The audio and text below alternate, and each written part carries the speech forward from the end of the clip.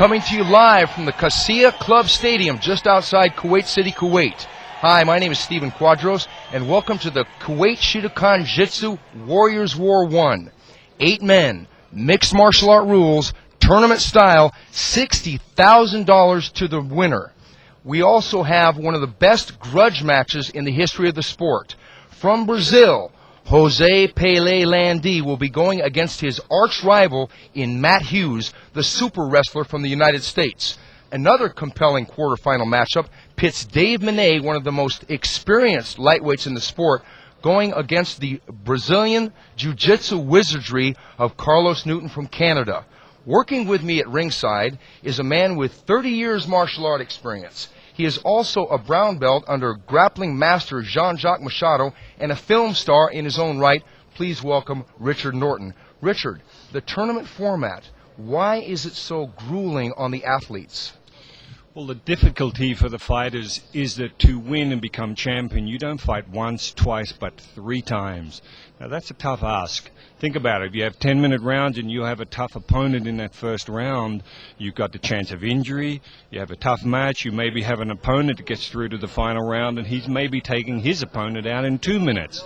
That's where the mental toughness and physical conditioning comes in. That is why the athletes we have here tonight are of the elite category. Because the only way you can compete in that sort of environment, Steve, is to be an elite athlete. So it's going to be quite some night. I think it's going to be a great night indeed. We also have a true mixture of styles coming together. Mixed martial arts could never be a more pertinent term. Well, the environment of martial arts today, if you want to be a practical martial artist, is cross-training. You know, in the old days, Steve, as you know, you could be great at kickboxing, you could maybe be a ground fighter, a wrestler, judo player. Now you have to have it all. If you have a weakness in stand-up, it will be exploited and you'll lose. If you have a weakness in ground fighting, it will be exploited. You have to be more than adequate in all those areas. Now, obviously, that means more time in training, more time in the gym. But again, we're talking about elite athletes. Gone are the days where you have a day job and you do this as a bit of a part-time thing, Steve. Now you have to be a professional. You have to train to win. And again, that's what we're going to see tonight. You're going to see elite professional athletes. Professional indeed. So the stage is set. Each of our contests tonight will be contested for a 10-minute time limit. If the fight is a draw, it will go to the judges and go to an overtime round of 5 minutes. Our judges are well respected in the martial arts world. Peter Cunningham, world champion in kickboxing. Elaine McCarthy, former coordinator for the Ultimate Fighting Championship. And Peter Spirer, a practitioner of martial arts for over 30 years and also an Academy Award nominated filmmaker. Our referee is the world famous Big John McCarthy. And now let's go up to the ring introductions from the golden voice of the Octagon, Mr. Bruce Buffer. Ladies and gentlemen, we are live from the KHALED Bajan Al-Materi Arena in fabulous Kuwait. Tonight, 8 of the world's greatest mixed martial artists will enter the Shidokan Jitsu Octagon. They will enter to fight with pride and honor. But tonight, in this tournament of champions, out of 8 men, only 1 will lead a champion.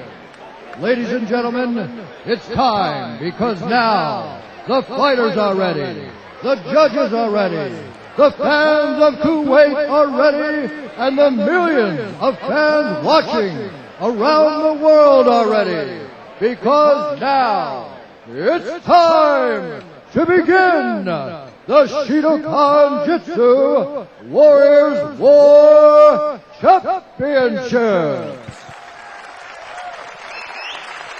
Our first fight is an alternate fight, beginning with the fighters to enter the octagon now. He is a Spanish Extreme Fighting Champion. He has a no-holds-barred record of 3-0. He's 22 years old, weighing in at 81 kilograms, coming to us from Valencia, Spain. Please welcome Carlos Lopez Moreno. And his opponent, he is a world-class kickboxer and an expert in wrestling. He's 24 years old, weighing in at 88 kilograms. He has a no-holds-barred record of 40-2. Coming to us from Dagestan, please welcome Shamir Mohamedov.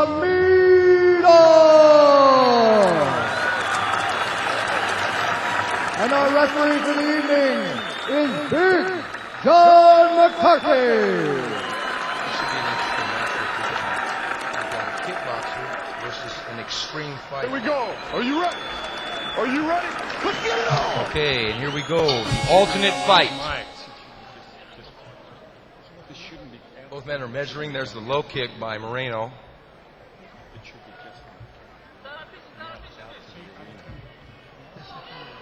Both men got to get busy here.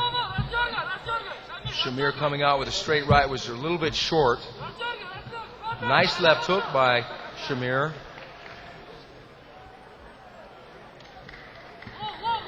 Richard, now Shamir says he's a world champion in kickboxing, so he's probably going to. Whoa, nice high kick there by Shamir, and that looks like it.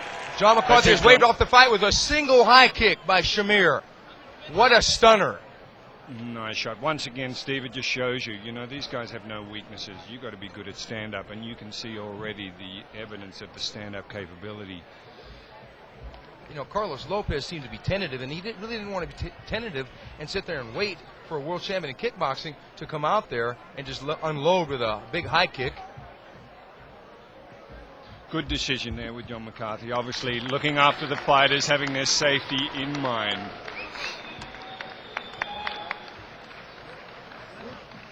We have a winner by knockout and referee stoppage for the winner, Shamir Mohamedov. Okay, Shamir really made a statement there with that high kick. It's interesting, Steve, as I said a few years ago, you wouldn't have seen so many knockouts in no-holds-barred fighting, but again, it just shows the standard of the fighters these days.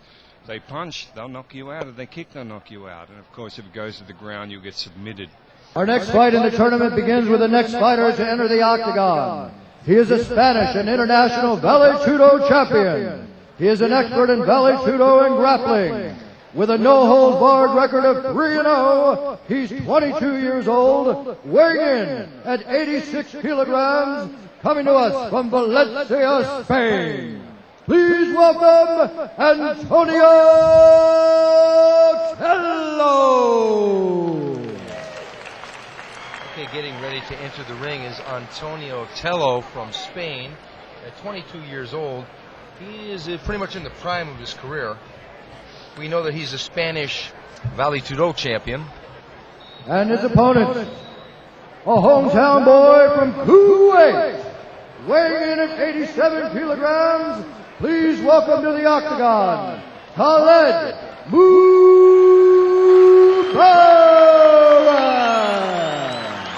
KHALED MUBARAK. Now this guy is a mystery man to us. We know almost nothing about this man. We know he's 87 kilos, and of course KHALED is from the home city, right where we are in Kuwait. Got a nice round of applause, obviously from a hometown crowd. Here we go, Big John McCarthy to start the fight. And here they go. It's Tello versus MUBARAK. Spain versus Kuwait. Let's see if the Spanish fighter can have a little better luck than his. Oh, nice left hook there by MUBARAK. Right, Tello going for that takedown, and nice body lock takedown in half guard. It's a loose guard, Richard. Just he's putting a half. He's got him in a half guard at the moment, but nice control in that mount. He's going into side control. Now the opponent can throw the knee from that position to the head, so Tello might want to relax and maybe get one of those arms out of the way and use the knee to the head. Just going for a bit of control at the moment, just trying to keep him in that cross-guard position. Uh-oh, now it looks like Tello's got the mount, Richard. He's in a full mount position now, Tello. Not a good position to be in early in a 10-minute fight. This, of course, is a staple of jiu-jitsu, is the mount position. You get a good practitioner in this position, very hard to get them off. Yeah, Tello is a Vale Tudo practitioner, but he's also got some experience in jiu-jitsu. The Spanish man on top with the blue trunks, Antonio Tello. Notice how Telo's got his feet hooked under the knees of the opponent there again. Just makes for a very good hook position. Very, very hard to shake. Now it seems like MUBARAK is holding him close so he won't go up high to start throwing punches, but he is breaking his way up high. There he is. Now he's high up on the mount. Yeah, as you said, Steve, you know, Telo's job is to get a bit of distance so he can put some distance into those punches, a bit of shoulder. Of course, MUBARAK is to keep him down, keep that head pulled down close to his body. Now, what does MUBARAK have to do right here, Richard, to get out of the mount? MUBARAK's got to unlock those feet. He's got to use his hips. He's got to what we call umpire. He's got to keep Telo unstable. But generally you wait. You know, in the position he's in now, he's not in a lot of danger. It's only when Telo gets a bit of height and gets some distance to throw those punches, that's when MUBARAK really has to work with that umpire and keep him so he can't set and get balance. Now he's got some distance, Richard. As in this position right now. Now MUBARAK almost pulled him out of there. You notice, so Steve, MUBARAK using the umpire every time Telo goes to punch. Uh-oh. And that's what led into that escape. He's going for the arm bar. He's got his arm. He slammed him. This is it, a bad position for MUBARAK. Wow. Now MUBARAK's up top. Interesting. Telo did not have the full arm in. Now he's eating some kicks. MUBARAK swinging a haymaker, getting into a bad position. Uh-oh, now MUBARAK's on top. If he can capitalize, but now he's in danger. Telo's going to get his back. This is the worst position. Got his back. He's got to get the hooks in. He's got to. Now Telo gave up the back. Telo back into the mount. I think MUBARAK looks a little tired already, Steve. That's one of the other problems being underneath. It takes a lot of work to get the fighter off, and that could be very innovating. It takes a lot of energy out of you. Well, it's almost like when they were standing up, they were both puzzled about what to do, and Telo, even though he had his back, did not keep control of the back. No, and again, it's even in the early stages with nerve, with the adrenaline pumping, it can take a lot out of you, and I think that's what was going through the fight. It's like, well, now what? MUBARAK is now reverse the position. Now we'll see. Telo looks like he's trying to go for a triangle position or an armbar. If you can get that left leg over in front of MUBARAK's neck, there we go. There's the armbar. There's the armbar, and he's got it this time. Oh, he's in a bad position now. He's probably gonna have to tap because he got out. There you go. Just didn't have those knees tight enough. Telo needs to hold those knees tight in order to keep that armbar.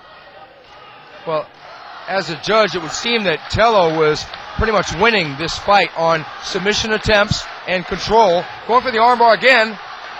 Oh, he's got it tight this time. I think this is going to be a tap.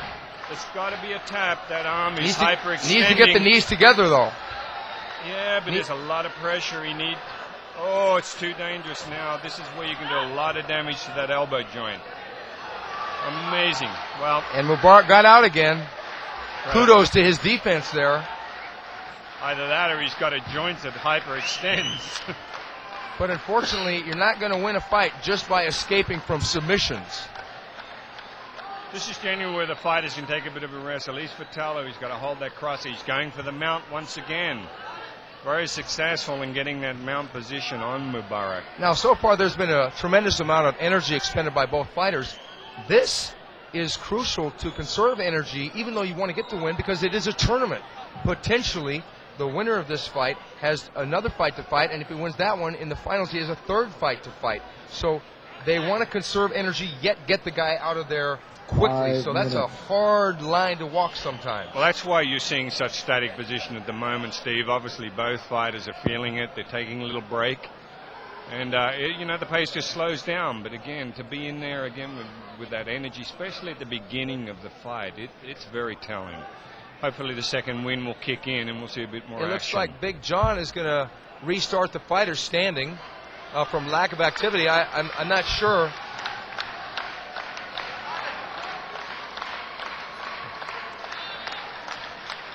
Yeah, it used to be, as you know, Steve, they'd leave the fighters on the ground inactive, but, it's important to stand them up with the inactivity. Well, it looks like that MUBARAK's glove came off, so John, for the safety of the fighters, has taken him back to his corner.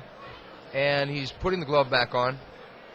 Now he's going to have to tape this. So we've got a timeout right now to ensure the safety of the fighters. If that glove came off, you've got a bare knuckle situation. You've got safety hazards, hygiene hazards. Well, I'm surprised that Tello didn't complete that armbar. You know, the way Mubarak's arm was hyperextending at the elbow, I'm very surprised it wasn't a tap out. And again, hats off to Mubarak for just staying in there with that. Well, this break favors both fighters, but now Mubarak, he's got to get busy. It would seem to me that he's got to land a strike while standing to get back into this fight. And here they go, resuming the action in round one. And Tello going for the body lock. He won't try a suplex here. He might just fall back and turn. Notice John McCarthy knocking you not. One of the rules, of course, is you can't hang on to the cage. You can elbow from standing, and there Mubarak tried an elbow, tried to spin.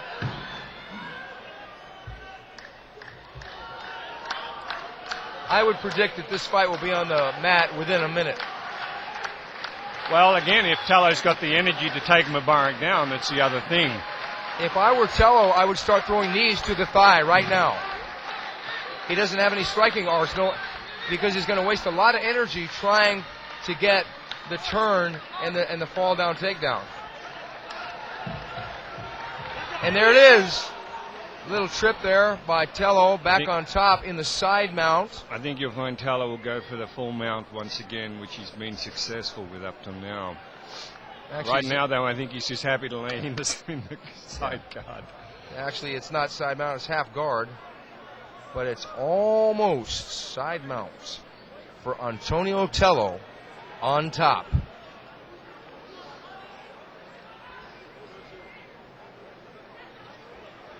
Unfortunately, the most flamboyant thing about Mr. Mubarak has been his clothing. Absolutely. Once again, he's let Tello go in a cross-guard position and not good. And I think once again you'll see Tello try to get that full mount. Seems to be where he's most dangerous. Should Tello go for a key lock here? Well, he should, but I think he's worried about his staying power at the moment. Again, to go for a key lock, you've got to have a bit of an explosive energy burst to do that. Well, KHALED looking like he's winded. It may be, but he's got the mount now, so it's a moot point. He's got those feet hooked under the knees of Mubarak, and it again makes it very hard to shake. But also notice Mubarak doesn't need to worry so much when Tello's in that down position because it's very hard for Tello to do damage. That's why he's hanging onto his head to avoid him. Now there's a hook. He should throw more hooks because Mubarak's got his hands up high. He's open for the hook.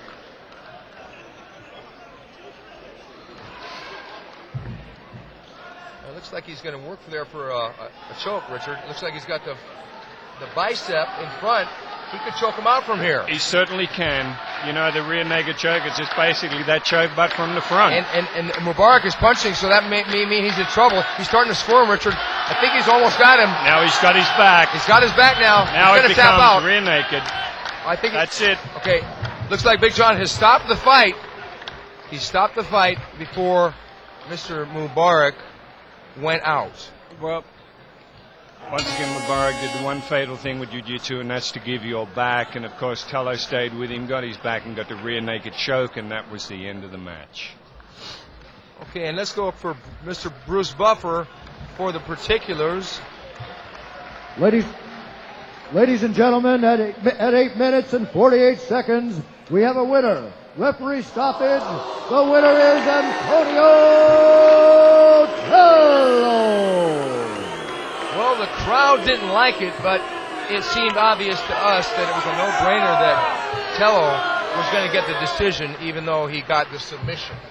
Yeah, Tello definitely had the skills. He got the mount a number of times there. You know, interesting enough, I think what both fighters will learn out of this is they need to do a little more cardio, get their endurance up, Steve, because in order to keep the pressure on, that's what you need. It's all very well to have finishes, but you've got to have the gas in order to do it. You know, that was an interesting fight, but we've got a really good one coming up in Carlos Newton versus Dave Menne. Well, this is going to be one for the book, Steve. I mean, you're talking about two world-class fighters here. This is going to be wonderful. Carlos Newton from Canada, born in the British Virgin Islands, world ranked number 3. This is going to be one. I mean, when I said earlier about not having any weaknesses, you won't see a weakness in stand-up or in ground with these two. Speaking of stand-up, I think Dave Menne, he wants to keep us standing up, throw some kicks. Because Newton's strength is his grappling, but again, this Carlos Newton, he can punch as well as grapple. But again, if you had to pick the strength out of the two, it would be his ground work. Ladies and gentlemen, the next fight begins with the first fighter to enter the octagon. He is a WEF Cruiserweight champion. He is an expert in Muay Thai, kickboxing, submission fighting, grappling, and wrestling. He has a no-holds-barred record of 34-7-1. 26 years old, weighing in at 89 kilograms. Coming to us from the USA, from Forest Lake, Minnesota. Please welcome David Menne. Okay, here he is, Dave Menne. A really soft-spoken gentleman. Really has got a great work ethic. Fought some of the best fighters in the business. He fought Matt Hughes. He fought Laverne Clark, who he beat twice. And he's a warrior, equally adept, standing as well as on the ground. You know, he's been training for southpaw because he believes that Carlos Newton is, but I think Carlos might have switched back to orthodox, so that might go out the window. An example of having to cover all your bases, you know, because these guys are so good, they'll probably be able to fight orthodox as well as southpaw. And his opponent, who's ranked number 3 in the world in NHB fighting. He has a no-holds-barred record of 12-2.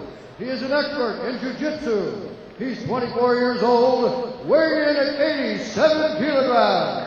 Coming to us from the British Virgin Islands, please welcome Carlos the Ronin Newton.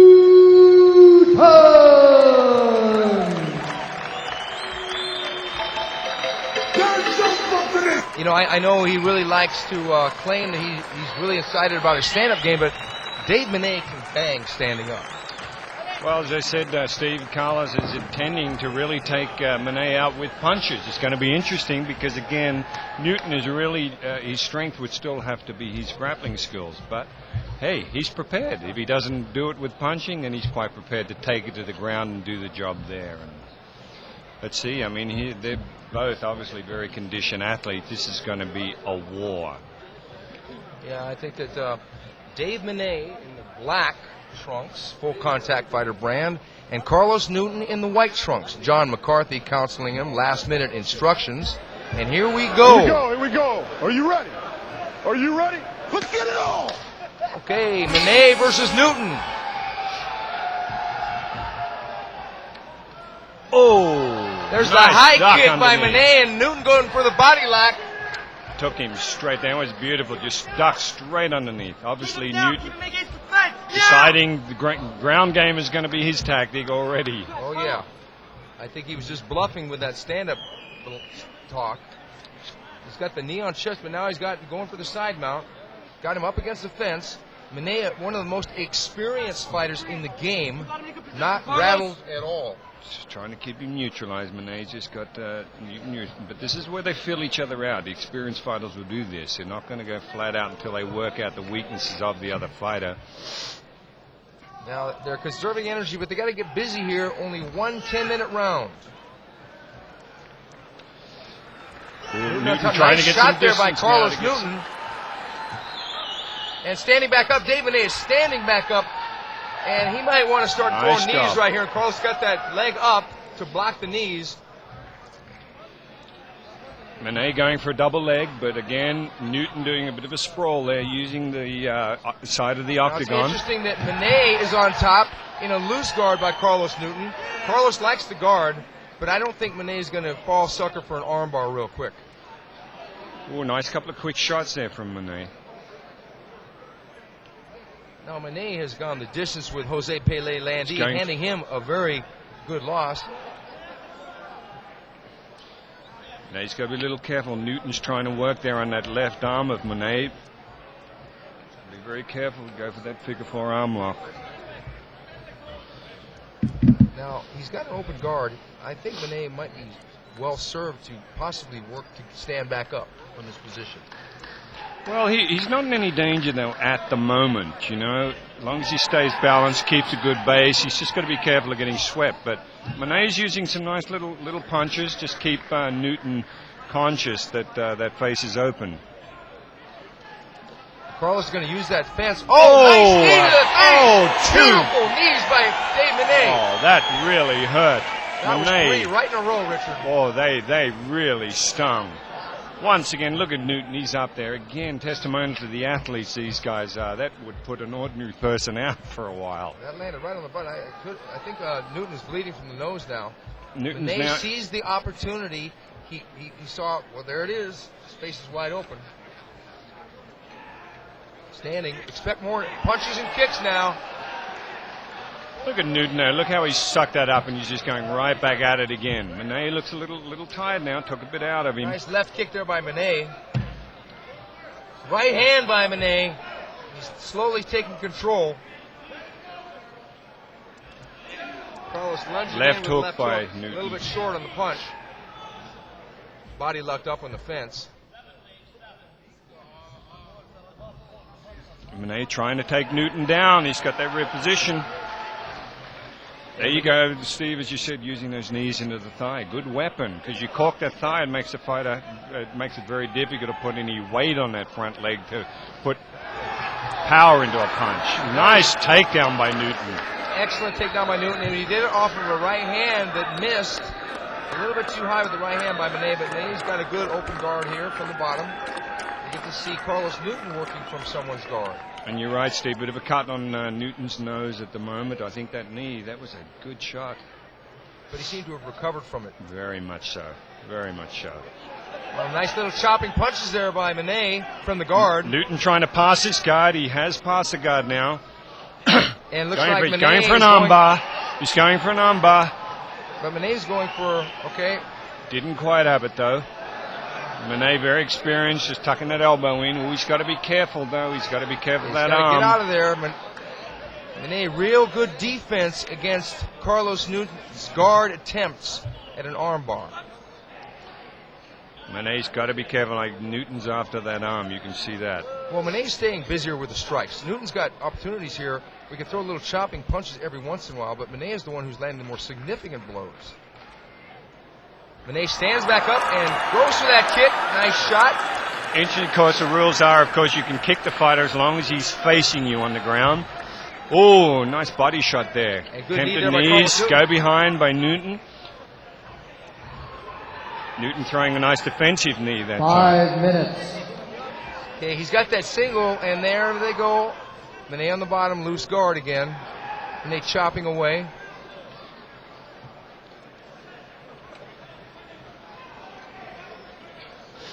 This has been a tough match for both guys, but I would have to say Menne is getting control of the fight now, especially with those knees. Definitely, but boy, he's wearing it all well, that's for sure. And this is the thing, if you can last that first period of the round, no telling where it could go from here. Because Menne, that takes a lot out of him. He's throwing those punches, but he's also paying a price in energy expenditure. You know, it's interesting that Carlos Newton is fighting with a lot of energy, but he just arrived in Kuwait yesterday. So jet lag may be a factor. It's got to be a factor. I mean, that jet lag, you know, without having a good week to acclimatize, it makes it very difficult on the fighters. And I think he had a long flight coming from Toronto, Canada. But he's really got to get busy here to steal the round back from Dave Menne, who appears to be gotten stronger work done so far. I think you're going to see Newton start to pick it up. Now you have the mount position with Newton. Bad position for Menne to be in. He's got good brace out there. He doesn't want to get rolled over. It looks like Menne is spinning away from the fence. And that was a little knee there by Carlos Newton under the armpit. I've never seen that before. That was an interesting strike. Notice how Newton's keeping his hips very high on Menne. That just stops the effectiveness of Menne's hips in order to do the umpire and destabilize Newton. Oh, now he's rolled him over. Now that was a nice reversal. Beautiful cobra twist there by Dave Menne. Up on top of Carlos now. Carlos open guard, trying to get some distance there with the hips. Yeah, Menne loads those punches pretty well when he's in that top position. Yeah, he really stayed close. There's now. Newton going for that armbar. Yeah, trying to go high again. Menne keeping close, keeping real close to his belly. Yeah, I noticed that Menne's really got to watch that arm, because as soon as Newton gets any sort of inkling of that arm, he goes for that armbar.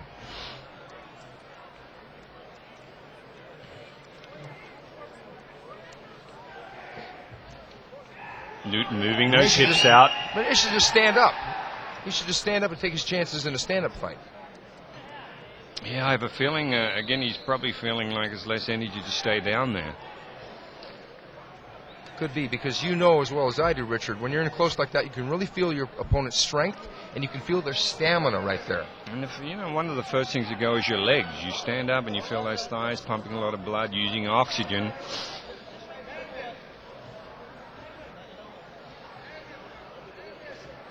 This is again where Menne's got to be a little careful. Newton's very good at going for that arm.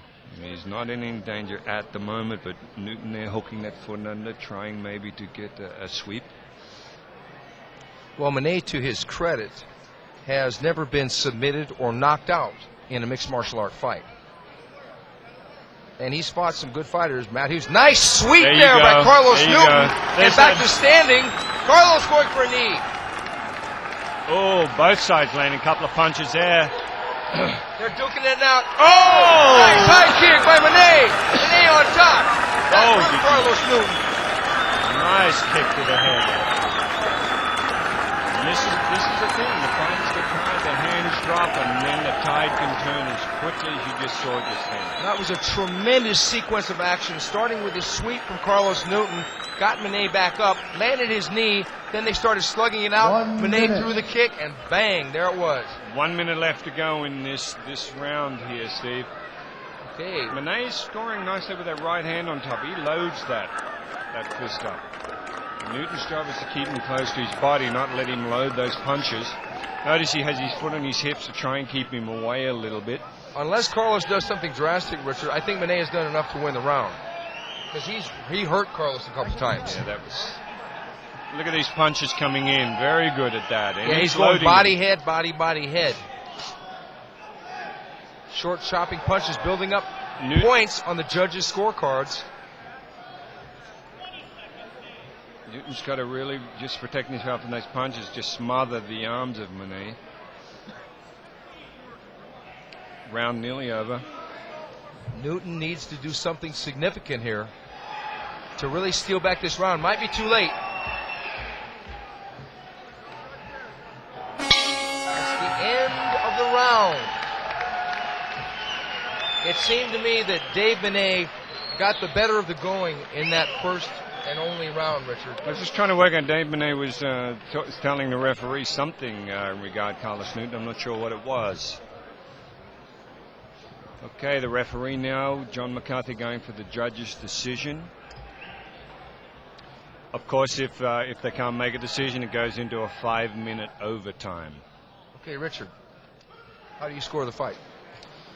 Well, again, you'd have to say, Menne, just the effectiveness of those knees that caught Newton earlier on the fight, and of course that head kick that dropped him on his back, very telling blows. And I would say that to me, that would put it in David Menne's favor. They also worked great defense against the armbar, because Carlos, when he gets the armbar on people, they tap. Also, Menne loading those when he's in the top position there, on the half guard or whatever, he really loads those punches up well. That right hand was scoring well on Newton as well. But I've got to tell you, Steve, once again, Newton sucked it up. Those knees caught him solid, and he was up there bouncing around like it never happened. They used to say about fighters, well, how come you don't feel it? Of course they feel it. Okay, it's what and here you we do go mentally. to the judge's decision. Ladies and gentlemen, after 10 minutes of extreme fighting, the judges have reached a unanimous decision. For the winner, David Menne! Okay, there it is. Dave Menne advancing in the Kuwait Shidokan Jitsu Warriors War 1 tournament with a unanimous decision over Carlos Newton. I got to hand it to Menne. He really has a shot at winning this tournament because of the experience factor. He is the winner of another 8-man tournament. He won a hook and shoot tournament early in his career, 8-man tournament. Of course, now, as we said, his job is to get back to the dressing room, refocus on round 2, thinking that if he wins that, he's still got round 3 to go. And now the action continues with our next fight, beginning with the fighter to enter the octagon first. He is a Spanish Jiu-Jitsu champion, a Spanish grappling champion. He is an expert in ballet, judo, and grappling. He's 21 years old, weighing in at 85 kilograms. From Valencia, Spain, please welcome Dersu Lerma. Dersu Lerma from Valencia, Spain. He was a Spanish Jiu-Jitsu champion. And his opponent, he is the 1999 free fighting champion. He is an expert in Jiu-Jitsu, Judo, and kickboxing. He's 28 years old, weighing in at 90 kilograms, and has a no-holds-barred record of 10-0. He comes to us from Dagestan. Please welcome Karimullah Barklaev. Karimullah Barklaev from Dagestan. Now, he is the heaviest performer in the tournament. He did come in at 90 kilograms. There was a little bit of an issue about the weight during the weigh-in because this was originally scheduled to be an 85 kilogram tournament, and 85 kilograms and below. But somehow they made an exception.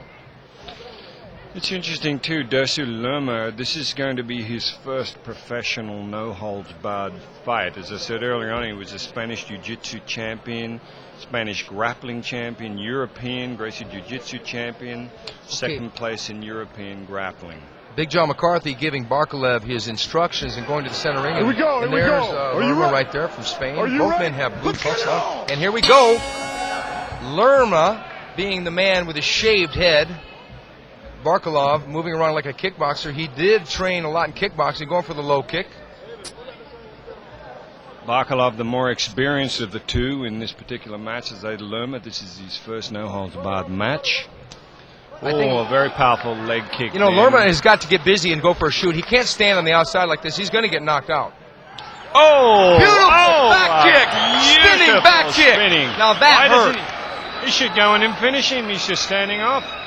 I think he's going to make a statement here. Look at Barklaev. Look at the focus. I mean, that's a man on a mission right there. That was a beautiful spinning. You don't often see that in a UFC match. Barklaev is much more experienced than Lerma. Oh, and Barklaev there you go. sprawling beautifully. Lerma appears to be in over his head right now. Barklaev going for a neck crank now.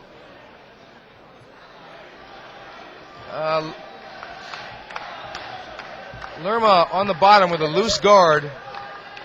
Steve, the only thing I'm not sure of is why Barklaev didn't move in and finish that fight on that spinning back kick. He stood back and let Lerma stand up. I'm not sure what the strategy was there. Maybe he knows something we don't know.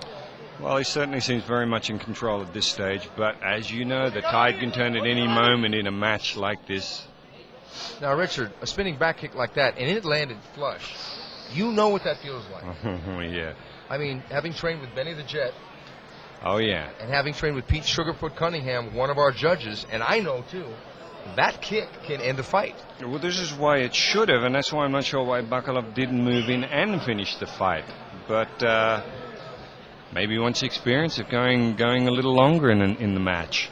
Up until this moment, that may be the most underused technique in mixed martial arts. You notice here, Lerma has got both arms pinned at Barklaev. Makes it very hard for Barklaev to get any sort of base in order to escape that guard position.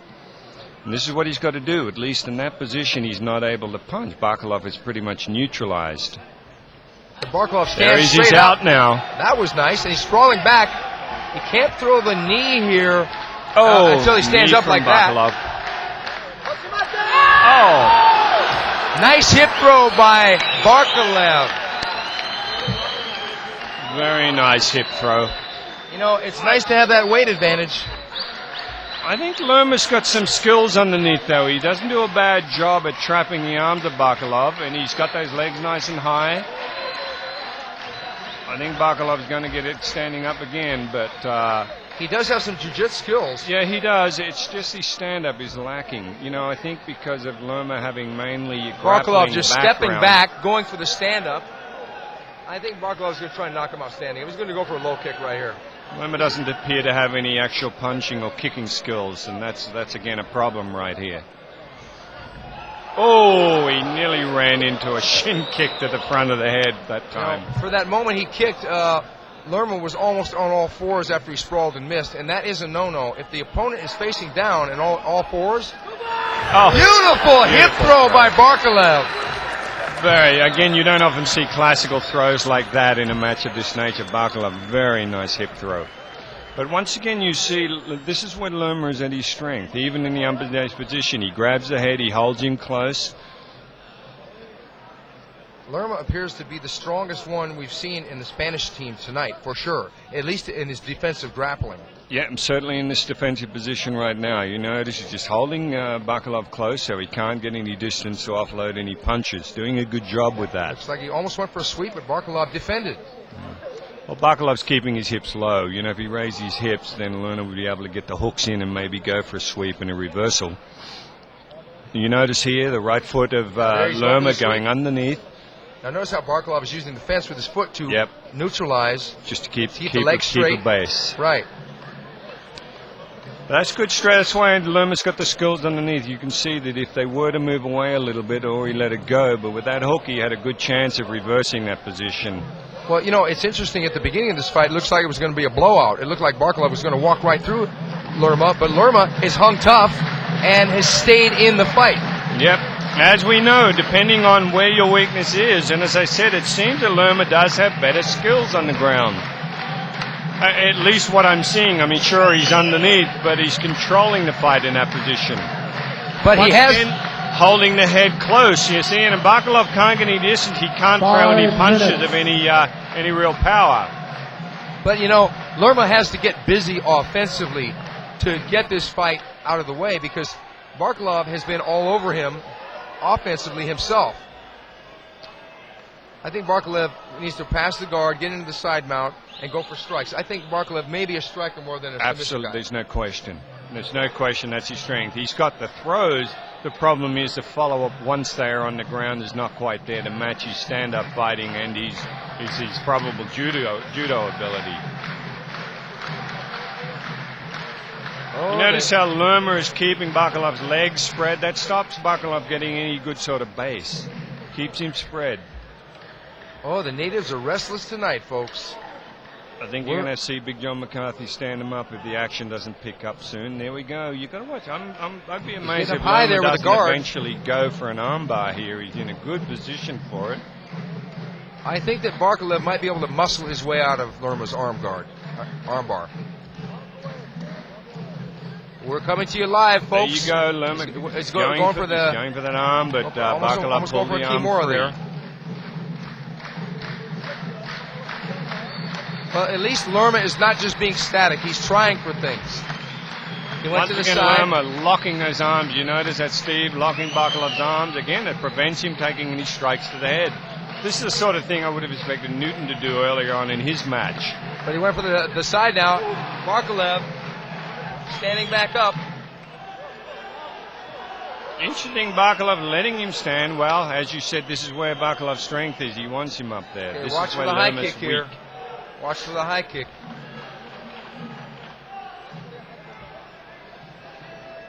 Lerma's keeping those hands up nice and high. Doesn't want to drop the hands right now, but he doesn't want to leave the midsection open either because of that back kick.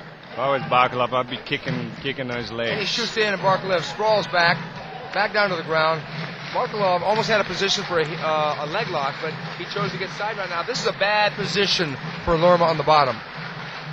Side mount, and look,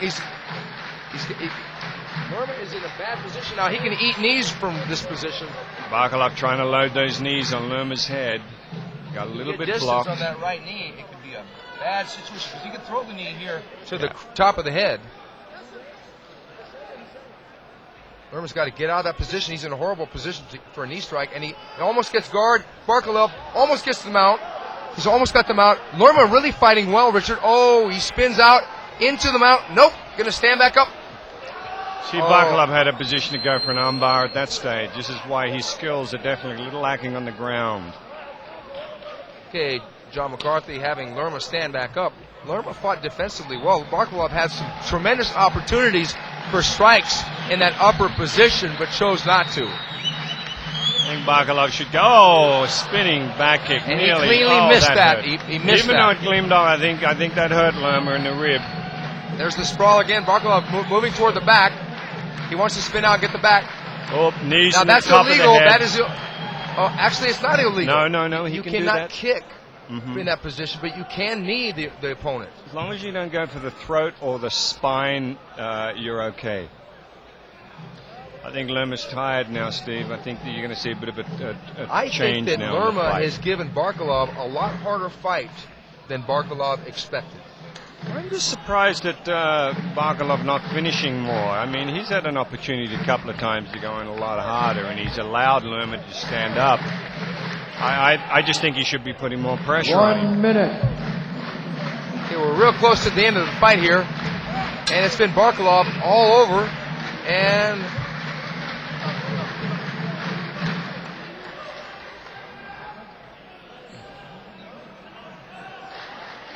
this is where Lerma's got to be easy in a lot of danger here, because you notice that in this cross-guard position, Barklaev is just waiting for those big knee shots. well, Barklaev is not in a prime position right now, flattened out like that to throw knees. But He's he'll gotta get the come hips up. You higher. watch. He'll come up and he'll start to pop those knees in. Lerma's in a bad position here. If Barklaev got his hips up high, he could throw that right knee and really end this fight. With a couple shots, that man would probably be tapping out. Yep. At the moment, Barklaev is just trying to control Lerma. He's not really putting any hurts on him. I think he knows the end of the round is near.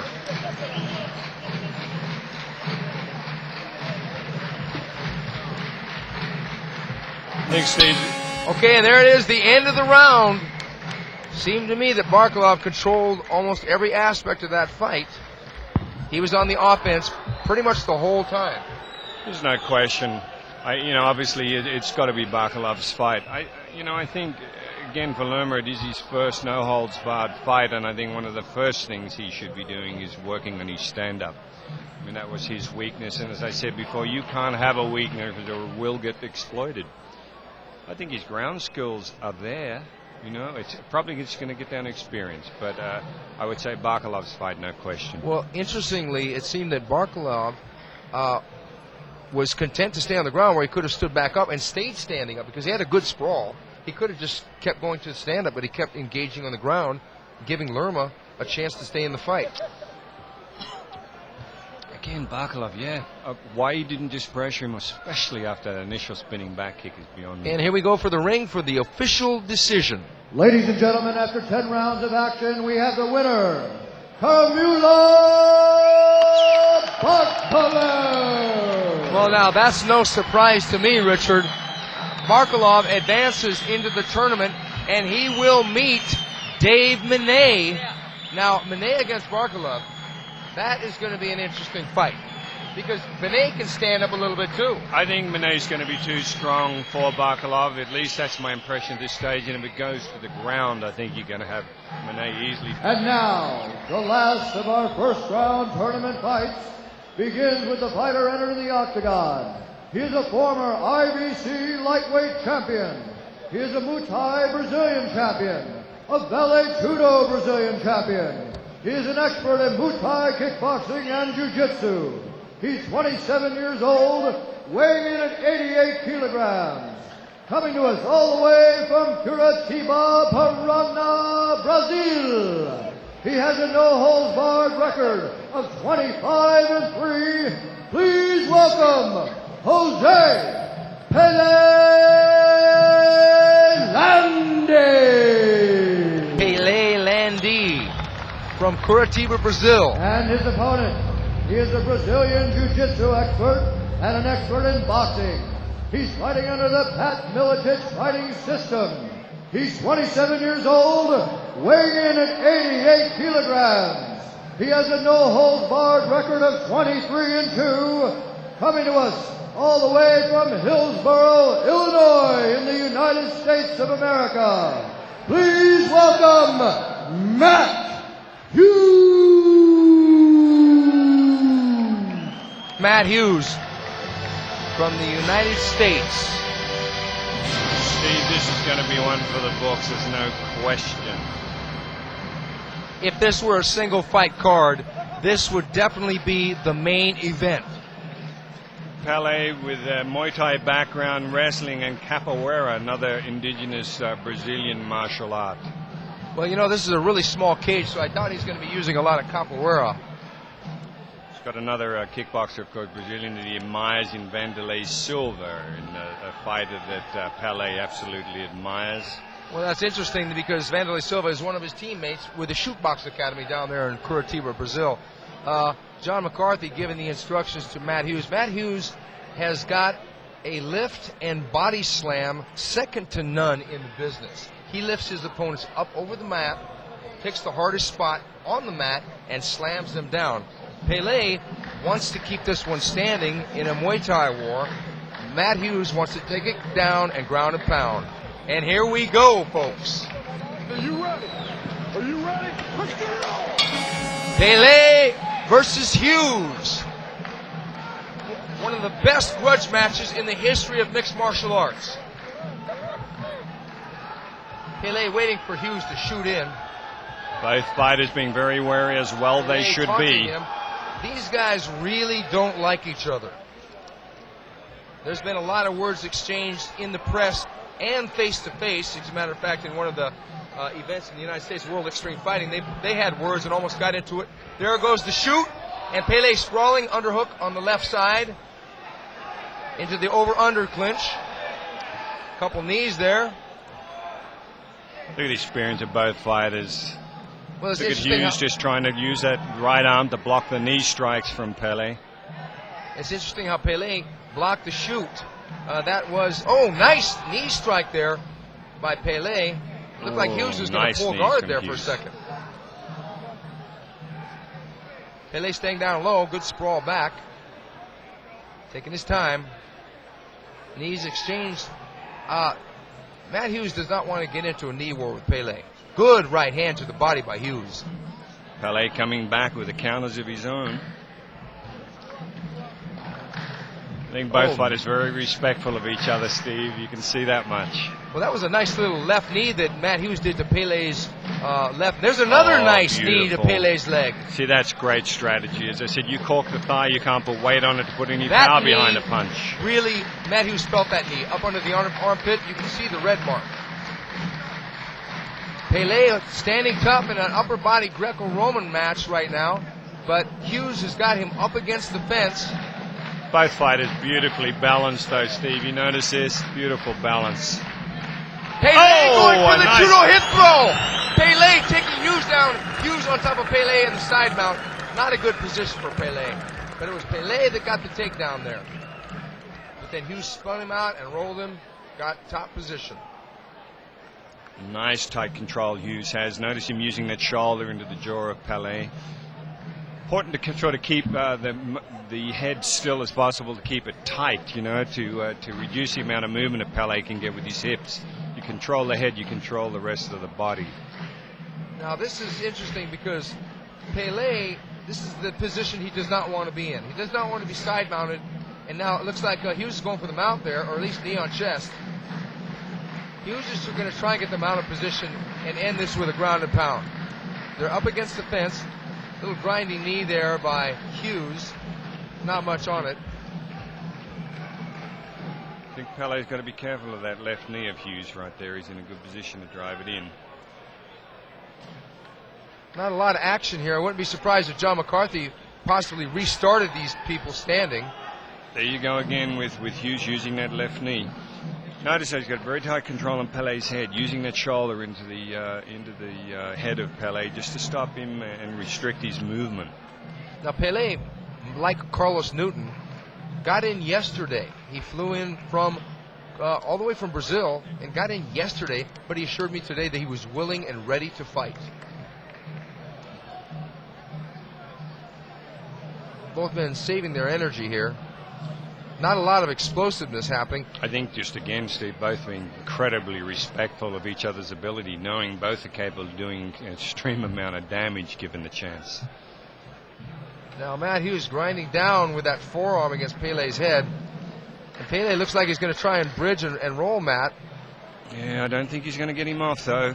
No, Matt has got really good side control. He's going to be really hard to get now. Matt going for that right and even missing. Pele spinning out. Pele back up. Back over the guillotine. Now Pele back up. Okay. Oh, this match is hotting up now, Steve. Pele's got to be careful here. Like, okay. Oh! Big knee by Pele! Oh, that is big it. Knee! That's Pele the finish of it. Stopped. That's Matt the finish Hughes of it. with a huge knee. That was a huge. Pele kneed Matt Hughes. Matt Hughes walked right into a huge knee by Jose Pele Landi. Nice sportsmanship there from Matt Hughes. You see that? Going over to shake his hand. The timing on that knee was perfect. Ladies and gentlemen, Nice at 4 minutes, sportsmanship. 23 seconds, we have a knockout for the winner, Jose Pele Landi. Now that was a spectacular finish by Jose Pele Beautiful Landi. knee strike. But luckily the referee well in control and a stop and a well-deserved win to Pele. You know, the good thing is for Pele, he did not expend a great deal of energy in that fight. So his next fight coming up, he's going to be ready to go. Very, very, you talked about the animosity between the two, but Matt Hughes, nice sportsmanship, went straight over with his hand out. He didn't question it. He knew, and I thought that was a really nice gesture. Ladies and gentlemen of Kuwait, are you ready for the semi-finals? Our first semi-final match, we have a substitution. The Spanish fighter, Mr. Antonio Tello, will not be able to continue. Let's begin the first semi-final with the first fighter to enter the octagon. He is a world-class kickboxer and an expert in wrestling. He's 24 years old, weighing in at 88 kilograms. He now has a no-holds-barred record of 41-2, coming to us from Dagestan. Welcome back, Shamir Mohamedov.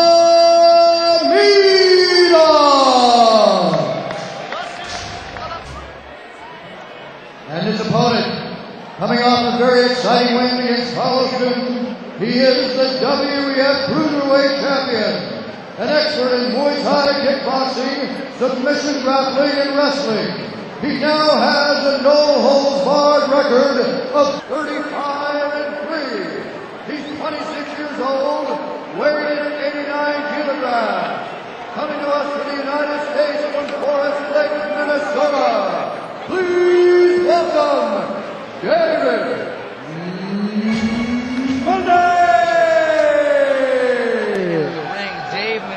Semi-final match against Shamir Mohamedov from Dagestan. This is going to be a tough fight for Dagestan man Shamir, because Dave Menne really looked impressive in that win over the very tough Carlos Newton. Dave Menne seems to have all the answers tonight, Richard. He certainly does, but it's interesting that Mohamedov comes in with 40 wins and 2 losses. Now, that's quite a bit of experience, and I'm not sure what the matches were before, but he's certainly no novice coming into the ring, so it still could be a very interesting fight. It's Shamir against Dave Menne. Now, Shamir demonstrated some good stand-up in that first. Oh! Left hook by Shamir. Oh, that was a nice shot. Right in. Oh, he's well balanced. Look at the way he's balancing some of his legs there. He's a good stand-up. And he's acting like one. Oh, nice right leg kick. With a roundhouse kick. Menne knows he's in a battle. Shamir's got good foot movement here. Menne chopping away, unafraid to go toe-to-toe with Shamir. Shamir using his distance. Shamir's got a good left hook, Richard. Oh, beauty. He's very calm. He's very focused, Mohamedov. It's going to be a good fight. Oh, nice left to the ribs there, my Mohamedov. This is going to be interesting. Both fighters got respect for each other here. Menne wants this on the ground. Yeah, you can tell. He doesn't want this. He wants this. And that nice underhooks there by Shamir, preventing the takedown. Nice balance. Good overhand right by Shamir. Menne coming back, missing the punches. Menne wants to get busy and get this one over, because if he's got to face the winner, Barklaev, Pele, he doesn't want to spend a lot of time in this fight. Shamir Makhmudov, very cool, very focused, very relaxed. This guy's impressed me so far. There's that left hook again. Hook. Man, that shook Menne. He's got Menne's respect, there's no question. I think Menne shot back kick, and Menne threw the front kick and stopped it. That was beautiful. No, but I think Menne still copped that on that right rib there. That still takes the wind. Oh, right hand. Shamir threw a nice right hand that time. You know, I had predicted that there would be a newcomer, at least from our vantage point in this tournament. And it looks like Shamir Makhmudov has got some skills. There's no question. Very nice hands, nice that legs. Left hook of his is beautiful. Again, both fighters are very respectful of each other, and for good reason. Okay, Menne trying to get it on the mat. Now, notice though, Shamir, nice underhooks, gets in that Greco-Roman position just to stop being taken down, and he does so very successfully against Menne. Yeah, he does have some real good skills there. I'm impressed with Shamir already, though, Steve. Oh, yeah. You know, Shamir right now is controlling the tempo of the match. Menne seems strong, but he seems a little slower now. Good chopping left kick there by Menne. Going again low.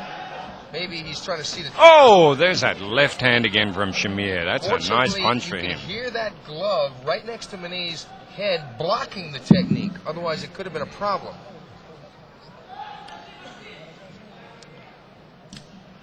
Shamir's looking good in this fight. I think Menne's got to take Shamir to the ground. It's going to be too dangerous for him to remain in that standing position. He is getting outboxed just a little bit. It's close, but Shamir is landing the more decisive punches. I think he is. Shamir's got to make sure not to get impatient, which it doesn't seem like he will. But if anything, that would be a downfall. Good chopping low kick there by Menne. Menne doing the chasing now. Menne threw a high round kick, but it was blocked by Shamir. Good right hand, chopping right hand there by Shamir. Partly blocked. Shamir has got confidence in his eyes. Pat Militash in Menne's corner telling him to go for that right kick. Shamir seems to be in really good condition, too. He doesn't seem to be breathing hard at all. Okay, Menne getting busy. Good right hand out of that exchange. Pushing Shamir back. Shamir wanting to tag him back now. Want to get back in there. A lot of times the fighter will land a few punches, but the other guy has the instinct to try and get back at him. Pretty much a kickboxing so far. Menne tried to take him to the ground twice, but as you said, Richard, it was the underhooks. Menne getting busy. Oh! Now Shamir did really good defense, but nonetheless, Dave Menne is really doing his job here and being more aggressive.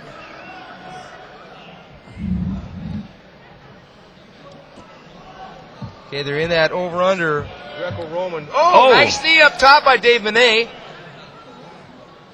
Tapped Shamir up the right side of his leg. Another knee by Menne. Now, Shamir knows that knee is there. Now, if Menne loaded up with that knee, he could knock him out. Tell you what, I'd be interested to see it go to the ground now, Steve. I'd like to see what Shamir's skills are on the ground. 5 minutes. Okay, we're halfway through the round, and Menne has got him locked up in a nice Vale Tudo Greco-Roman clinch. There's that knee again. Now, Shamir can't eat too many of those because eventually Menne is just going to see that target is open and just blast that left knee up there. Shamir trying to block that left knee of Menne. I think what Menne is going to do, Richard, he's going to go high, high, high with that left knee, and then he's going to open up, and Shamir, oh, another chopping left knee there. Menne is definitely back in this fight.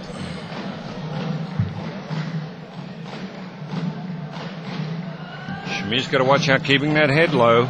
Even though he's blocking it, it's still, you know, you're still taking shots. What Manne's going to do, he's going to go high, high, high, and then he's going to open up the ribs, and he's going to throw that, he's going to dig that left knee into the ribs. Watch.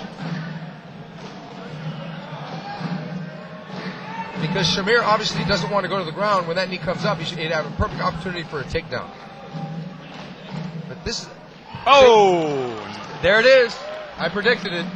But see, Menne wants it down here. He doesn't mind being on the bottom. He can take him out from the guard. Yeah, but I don't think he particularly meant to go down that time. Shamir just really timed that nicely and just upended him as Menne threw that left knee up to the head. Well, you know, it's going to be interesting to see now what Shamir's skills are on the ground. We know Manne's capable of it, but we didn't see Shamir, of course, go to the ground in the earlier match. Yeah, we all always said in the earlier match it was a high kick and the guy was knocked out. I mean, exactly. Look at Shamir going high now, standing back up. It was a loose guard. Menne led it back up. Shamir looks pretty complete to me, Richard. Yeah, I'm impressed. I'm very impressed. I mean, he wasn't intimidated by the guard at all. No. He's going in. He's loading up with that right hand. Menne blocked it, though. I like how he leads with the left hook. Left hook lead is very nice, very powerful. Manne's got to be very careful to keep his hands up. Menne going low, and Shamir going for the body lock, and Menne defending against the takedown. Interesting, though, now Shamir's the one that's trying to take Menne to the ground, and we figured it'd be the other way around. Maybe he saw something when he was in the guard that he liked, and he wants to go back down there, and maybe he tried for some ground and pound. Yeah, or again, Shamir has skills that we don't know yet on the ground. As we said, we've only seen him in the stand-up. With the knees from Menne earlier on, I would have to say Menne got almost back into the fight. It's a close round. We might see an overtime for the first time of the evening. Oh, yeah, I'd say it's very even at this stage. Menne peppering away with that left jab. And Shamir slipping now. Shamir wanted to get in close. I think Shamir's going to throw a right uppercut. Menne almost scored them with a right uppercut himself. Because when you slip right, it's the perfect time to throw that right uppercut. It's a long punch, but if you do, there's a right hand over the top. Oh, Shamir caught Menne with a right hand then. Not a bad shot. This is where it's a little dangerous with Shamir because Menne is very good at getting that left knee up to the head. Menne has got a great corner in Pat Miletich, the current UFC lightweight champion. Got a world of knowledge from Pat Miletich. Yeah, good man to have in your corner, that's for sure. Shamir very confident, but leaning still to the right, which is going to open him up for that left knee again. Once again, Makhomedov, Shamir that is, has got to make sure he keeps that hand up, protecting. He's trying to time it, as you can see. I think he's waiting for the knee to come up so he can take Menne down to the ground again.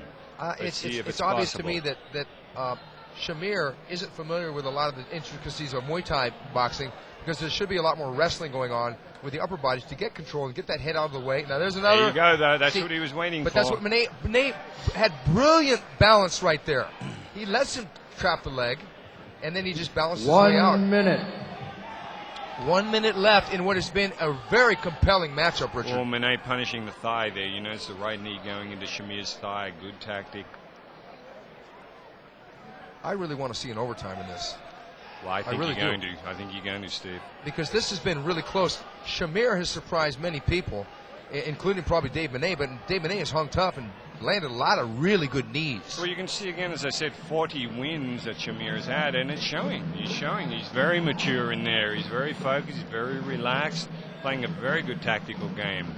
And against someone like David Menne with the 34 wins, 2 losses, 1 draw. I mean, both very experienced fighters. Dave Menne, chopping right hand, but it missed. Dave Menne must be a little bit surprised and respectful that Shamir can take those knees because that's a hard striking surface. And like we said earlier, Steve, this is what I said about the difference with a tournament. Now, this is a tough fight for both these guys, no matter who wins.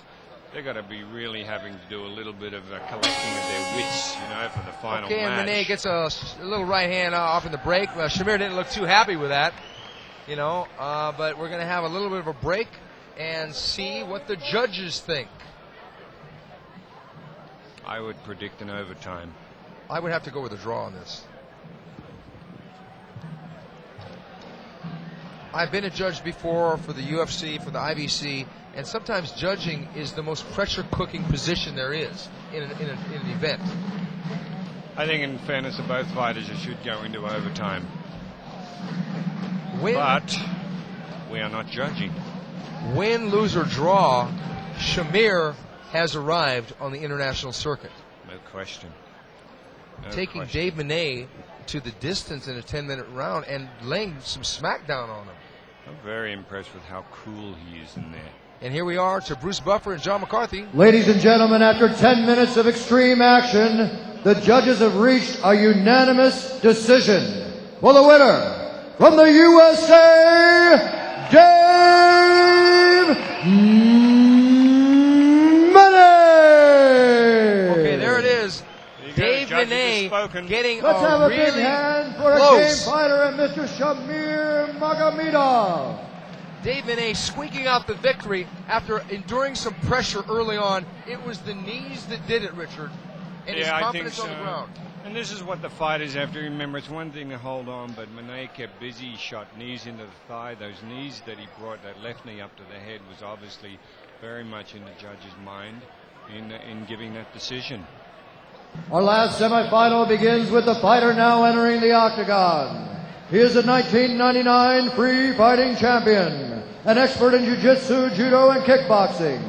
28 years old, weighing in at 90 kilograms with a no-holds-barred record now of 11-0.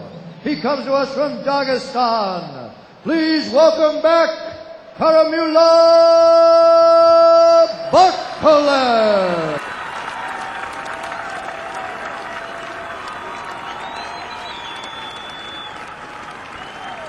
And his opponent, he's a former IVC lightweight champion, a Muay Thai Brazilian champion, a Vale Tudo Brazilian champion. He is an expert in Muay Thai and Jiu-Jitsu. He's 27 years old, weighing in at 88 kilograms. Coming to us from Curitiba, Paraná, Brazil.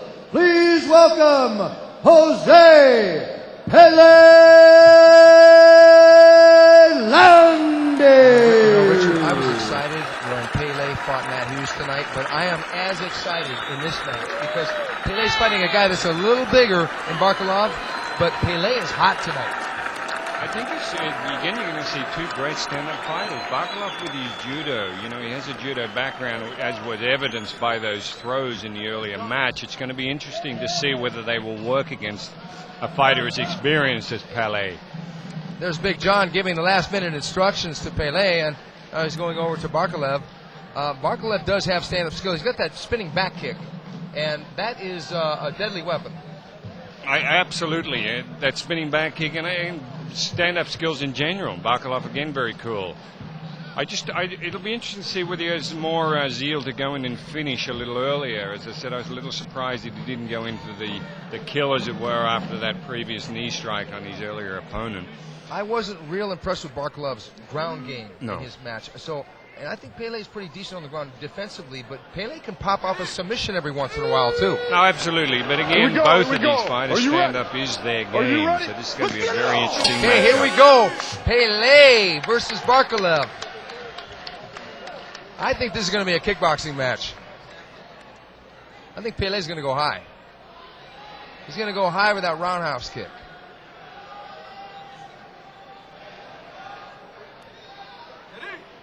See, Barklaev, by waiting like this, is falling into Pele's hands. It's very cool, though, very focused. I think both fighters, again, being very respectful, feeling each other out, just looking for those vital first openings. Pele's got a really fast left inside roundhouse kick to the leg. But, oh, my God. But there goes Barklaev with his own. You meant Barklaev, right? I guess the wrong guy got the signal on that one. Oh. Okay. Not a bad right hand from Barklaev. Nice front kick by Barklaev.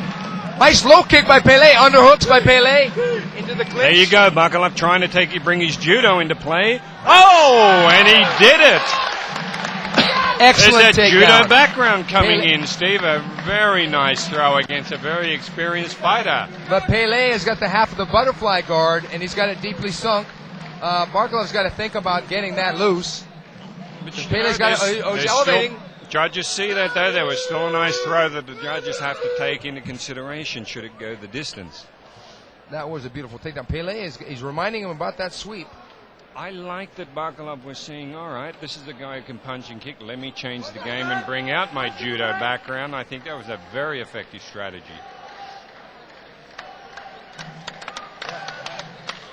This is where a fighter like Barklaev are going to be careful giving the arms like that.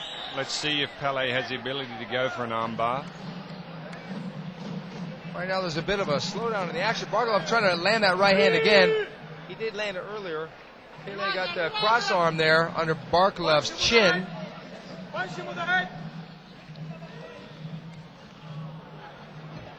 Pele not doing much with the guard there, Steve. I'm surprised.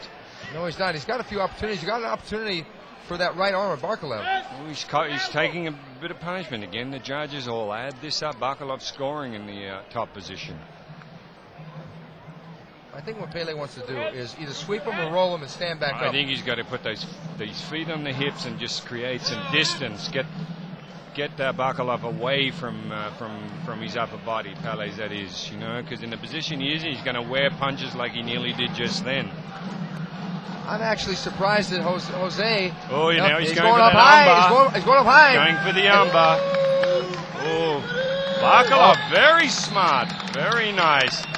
You can see Pele was trying to set up that armbar, which I was a little frightened of earlier, but again, Barklaev. Pele's got to get out of there. Pele has got to get out of this position. In a dangerous because position he's going to get now. stopped with those knees. That he's got his back. knee. Oh, no. Well, there you go again. Once again, a surprise, Steve. He's going for the choke. Look at this. Barklaev in the rear naked choke position. Pele now turning going for the mount. He's got the mount. Beautiful. He's dominating Pele right now. Well, this is one for the book, Steve. Who would have thought Barklaev had these ground skills? Look at that mount. He's got the feet hooked underneath the body in a dominant position. This is very dangerous for Pele. Very dangerous. But he's not hurting trying Pele. To turn on his side. He's not hurting Pele right here. Pele's but blocking. But the thing is that he's in control, and it doesn't look like he's going to be out of control anytime soon. No, he's definitely hurting Pele. You watch. Pele's trying to turn to his side, which is usually an indication that the fighter is taking a lot of damage. Somebody's bleeding. Somebody's bleeding now. Pele's bleeding from the mouth. Now Barklaev has landed a lot of shots, but I wonder if he's going to punch himself out here. It seems that Pele must be bleeding. I don't think so. I'm impressed with Barklaev and his control in stand-up as well as ground. See, this is where the damage comes in. You notice Pele trying to turn to his side, which is typical of a fighter that's in trouble when the opponent is in the mount. Barklaev very much in control at this stage. Yeah, no, Pele up against the fence does not help matters. Big John McCarthy keeping a real close eye on the action. If Barklaev have any idea about armbar from the mount, Pele is very susceptible to an armbar at this stage. I don't think we're going to see an armbar. Oh, yeah, Look at this. Pele's turning. Oh, he's a sitting duck for an armbar there from Barklaev. But Barklaev preferring just to punch him out. Pele's taking damage. This is not good. Now he's setting up again for the rear naked choke. 5 Not minutes. a good move for He's Pele got to the turn choke, his Richard. back. He's got it. It looks like he's got it. No, he hasn't got the other hand. He needs both hands, though, to Should put Pele it on slam him on his properly. head right here? Barklaev should just stay where he is, keep the hooks in, and try to get that rear naked choke. If Pele can get out of this, I'm going to be impressed. I'm surprised at Pele giving his back like he did. Now, This looked bad. Barklaev's got the legs triangled around Pele's stomach. Pele reaching up. See the way he's got his foot hooked underneath his knee? It's a very hard position to shake an opponent off from. Again, Pele giving his back like he is very surprising to me. That Chorno's chopping right hands hit Pele right on the eye. This is bad for Pele. Bad for Pele at the moment. What can Pele do to get out of the... Oh, John McCarthy has stopped the fight. That's it. Wow. Wow. Pele Landi has been stopped by Karamula Barklaev. Much to the delight of the crowd, Barklaev has stopped Pele with ground and pound from the rear mount. What an upset. This Barklaev's impressed me, Ladies Steve. and His gentlemen, ground at skills. 6 minutes and 3 seconds, the winner from Dagestan, Karamula Barklaev. Wow. Let's have a big hand for What a war. Pele. Okay, That's what a match, Steve. Barklaev impressed the daylights out of me. I absolutely thought he would not have the ground skills that he had. And I'm surprised at Pele giving his back like he did. You know, he surprised both of us because both of us were underwhelmed by his ground game in the early going. But he came out and he dominated Pele on the ground. He was dominant, and he dominated Pele standing up, too. Yep, he had it all. Again, it's like we said earlier, he had it all. He had it in stand-up and he had it on the ground. I mean, the way he went from the side control to the mount, he got Pele's back. You can't do better than that. Once again, too, got to commend our referee, John McCarthy. You know, it's so important you have an experienced referee that again, is looking out for the fighters' welfare. You know, a lot of corners would prefer their fighters go on. A lot of fighters would prefer they go on. But John is there. He's right in the ring there. You can see when a fighter's in trouble. And again, hats off to him to pull it up and make it the sport that it is. Whereas, let's face it, it could easily turn into just a pure blood sport. Ladies and gentlemen, we have a special event. This is the first Shidokan Jitsu Warriors War Super Fight. He is an international Shidokan champion, an expert in Shidokan Jitsu. He has a no-holds-barred record of 40-1-2. He is 44 years old, weighing in at 85 kilograms, fighting out of Kuwait. Please welcome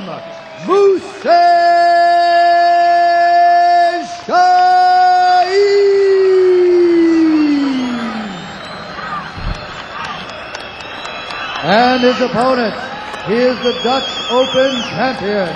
He has a no-holds-barred record of 1-1-2. He's an expert in kickboxing and grappling. He's 24 years old, weighing in at 75 kilograms. He comes to us from Abu Dhabi. Please welcome Steve Super Kick 40.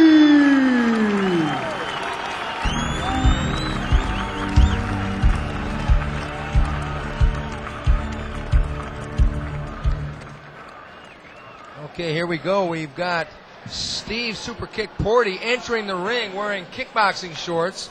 And across the ring from him, Hussein Sheikh wearing a gi. Now, this is like a throwback to the beginning of mixed martial arts, where one man would wear kickboxing shorts, the other one would wear a gi or something. Very unusual, Steve. In fact, the other, of course, famous no-holds-barred fighter is Royce Gracie, that has always fought in a gi. One of the few fighters to do so. Some of them like to do it because they like to have the grip. They don't like the sweat on the other fighter, so it allows them to get control over the other man a little easier. You know, I think there's no mystery to what these gentlemen's game plan are. Sheikh, he's going to want to take this to the ground, go for submission, and I believe Super Kick Porty, with a nickname like that, is going to want a stand-up fight. Yeah, absolutely. Interesting, he's born in Tanzania, I'm reading here, but a Dutch Open champion. He does mention grappling as one of his, abilities, of course, but again, kickboxing being his main thing. He puts himself down as a striker. And Big John McCarthy giving the last-minute instructions to the people standing at ringside. And here we go, looking like we're getting ready for the super fight, folks. Are you ready? Are you ready? Let's get it on! And it's Sheikh versus Porty. There's that kick, and they trade kicks out there. Very traditional fighter, this. Quick takedown there. Porty down, mounted Richard. Nice mount, too. He's got good control under the legs. Nice mount.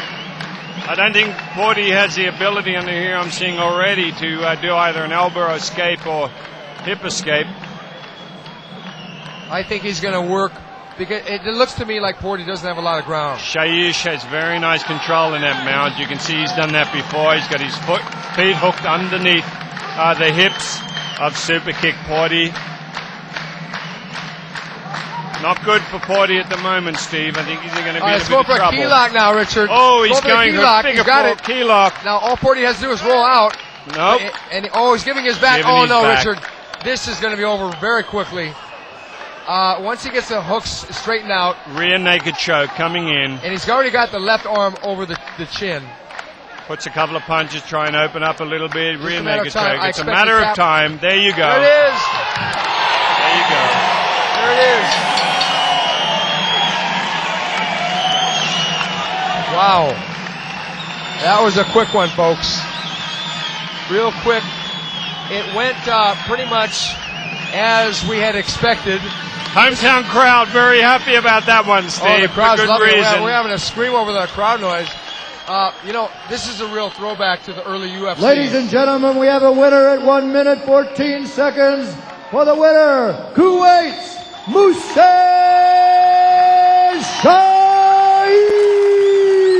Very affable. And it looks like the Sheikh is going to get in the ring. Now, this is the man behind the event. And now the check, the winner's purse for $30,000 US. Now, and the beautiful Warriors War Superfight Championship belt. wow, Richard, that's a nice belt. That is a nice belt.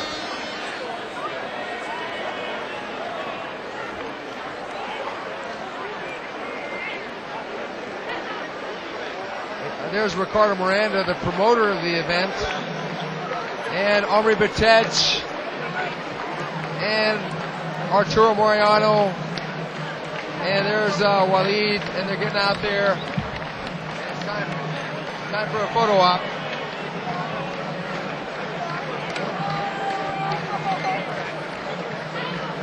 Beginning with the first fighter entering the octagon.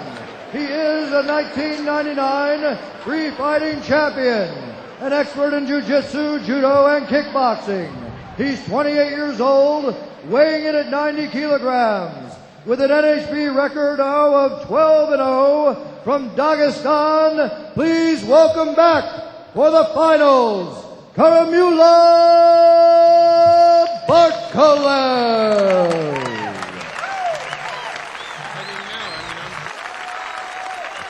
And his opponent, coming off two very strong wins in this tournament. He is the WEF Cruiserweight Champion, an expert in Muay Thai, kickboxing, grappling, and wrestling. He now has a no-holds-barred record of 36-3. 26 years old, weighing in at 89 kilograms, coming to us from the United States from Forest Lake, Minnesota. Please welcome Dave Menne. He's getting ready to enter the octagon. Dave Menne. He's going to be facing one of the most dangerous guys in this tournament for sure, and Karim Barklaev. You know, Richard, I'm really impressed tonight with a couple things. Menne's resiliency, but Barklaev has been a surprise to me. Absolutely. I couldn't agree more, Steve. His ground skills, of course, you know, being an ADCC champion, he's got the grappling skills, which became obvious, but far more obvious than I was thinking would be obvious. And, of course, his stand-up skills. He's a very cool fighter. He's very focused. He's relaxed. He has good tactics. This guy's very, very impressive. You know, under the circumstances being the finals, both men actually look pretty fresh. There's Barklaev.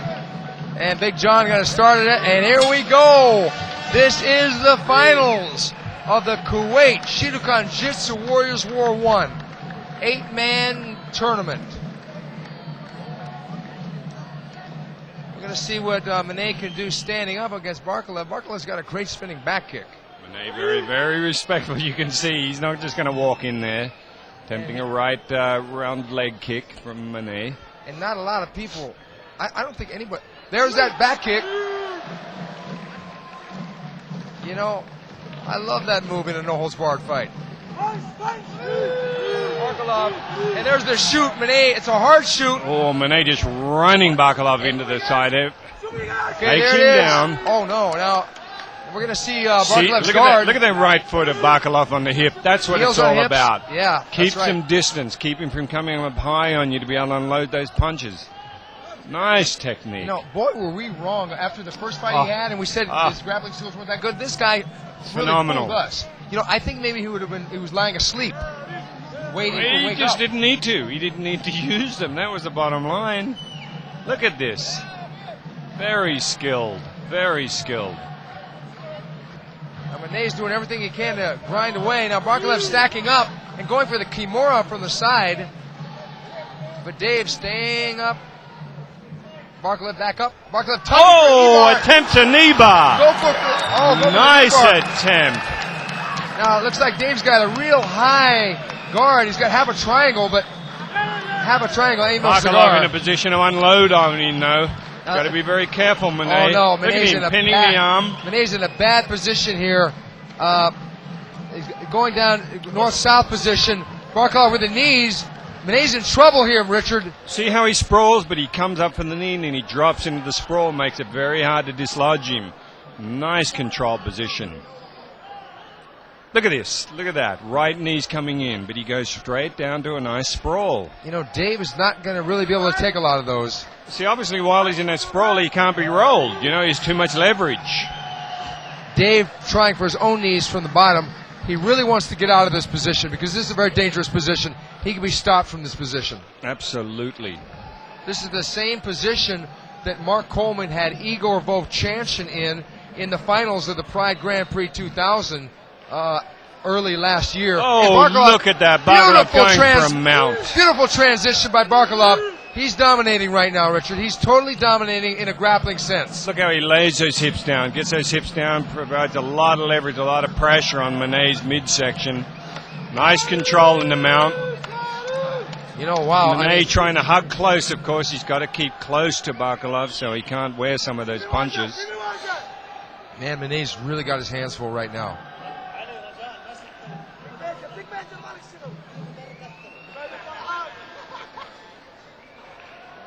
Okay, Menne just trying to hold on and keep out of trouble, but... well, we've seen Menne get out of another mount position with Carlos Newton, but I think it's going to be harder with Barklaev.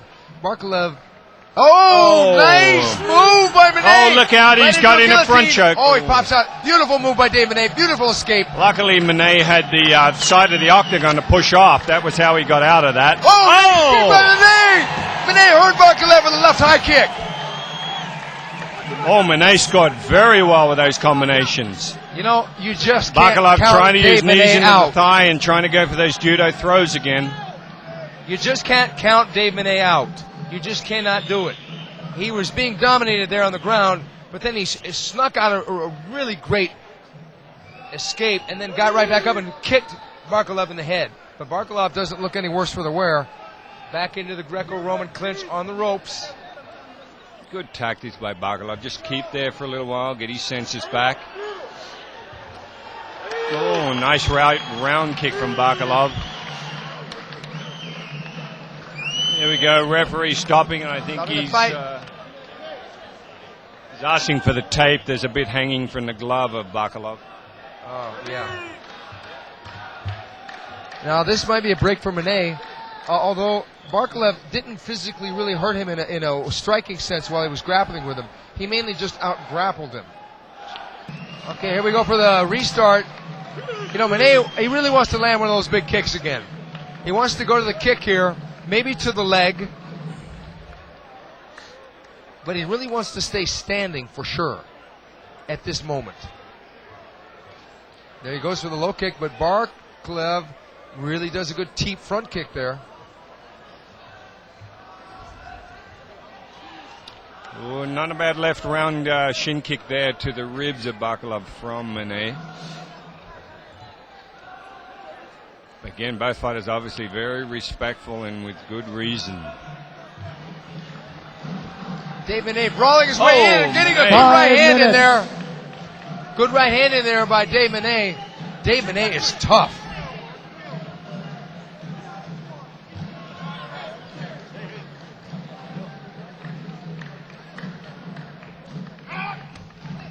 Dave Menne almost falling into a guillotine. Dave Menne on top in the guard.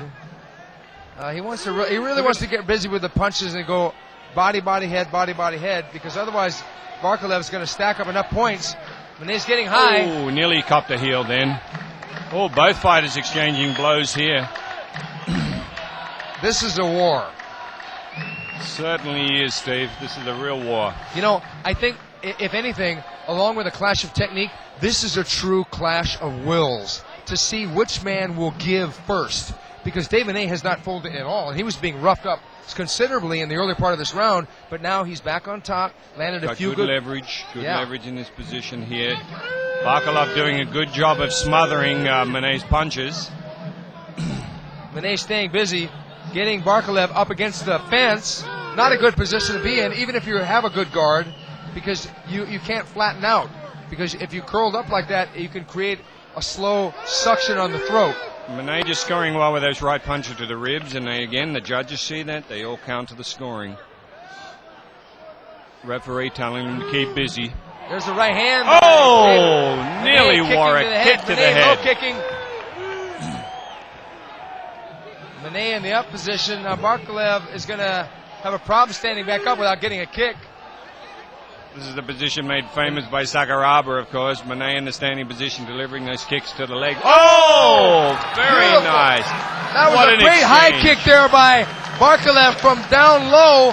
He got back up and got into the clinch. Beautiful move. Menne countered with a kick to the ribs. There's that lovely knee by Menne.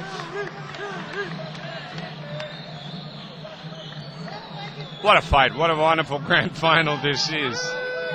My God, these guys are acting like it's the first fight of the night. Again, amazing conditioning from these athletes. Stamina is unbelievable. Now, Menne's going to go with that knee again. He's chopping away at the leg with the knee.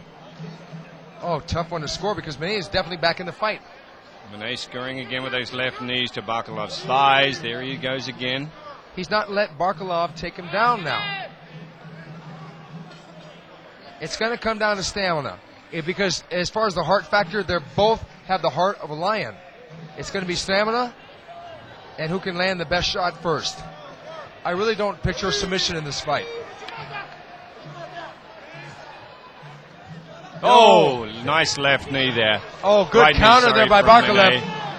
Barklaev coming back with his own knees. And that kind of buckled Dave Menne for a second. And, you know, Dave Menne is doing a real interesting thing. He's bringing that knee up and grinding away at the arm of Barklaev, and that's going to create some tired arms after a while.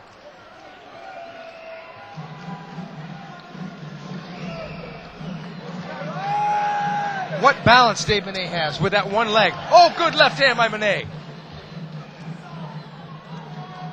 Menne using the octagon to try and neutralize Barklaev's throwing ability. Nearly wore a knee that time. Very close. I think we are seeing a true melding of all the skills of mixed martial arts here. We're seeing Muay Thai. We're seeing boxing. We're seeing Greco-Roman. We're seeing, punches. Good right hand. Barklaev hurt that time. Menne's on him. Right hand by Barklaev. Back with his own right hand. Oh, what a fight. What a war. Oh, what a slam by Barklaev. This is one of the best fights I've seen in recent memory. This is phenomenal. This is bad for Menne at the moment. Barklaev is so good in his mount position. Unbelievable. Both men stung each other hard. Menne just trying to keep his head close to Barklaev. 30 seconds. Now this is the same position that Barklaev had Pele in, but I think Menne has got a few more answers than Pele did tonight.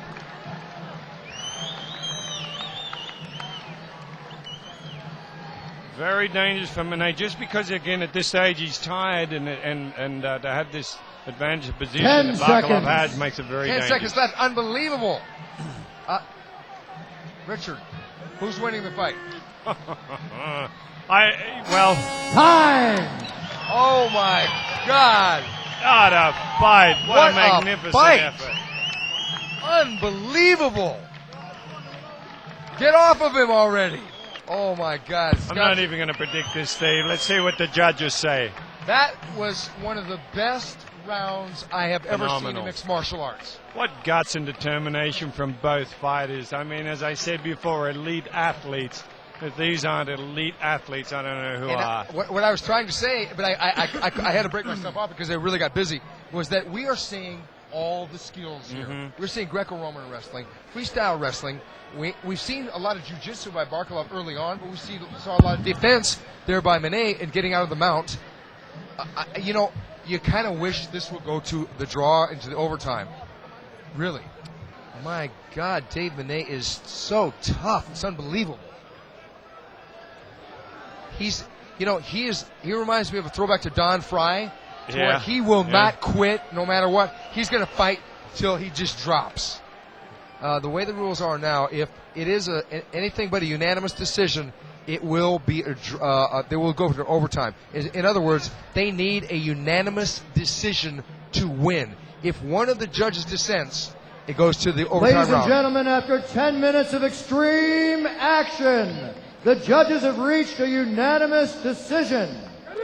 With one foul counted to Mr. Barklaev, the judges have found the winner of the Warriors War from the USA, Dave Menne! Call him the comeback kid. Let's have a grand for a grand performance by what a Mr. surprise. Barklaev. It could have gone either way, Steve. And Really? that's the way the judges saw it, I kind of saw Barklaev winning the fight, but Dave Menne rocked him in the clinches and pressed the fight at the end. He pressed the fight at the end. Both winners in my book, both absolute warriors. Wow. No question. That was one of the best fights I've ever seen. That was definitely one of the best fights. Win or lose, Barklaev has nothing to be ashamed of. He's going to be back. If anything, he's going to come back stronger from the loss. Absolutely nothing to be ashamed of. They're about to make Mr. the Sheikh. presentation of the $60,000 U.S. prize money. $60,000 U.S. for the winner, Dave Menne, the first Warriors War champion.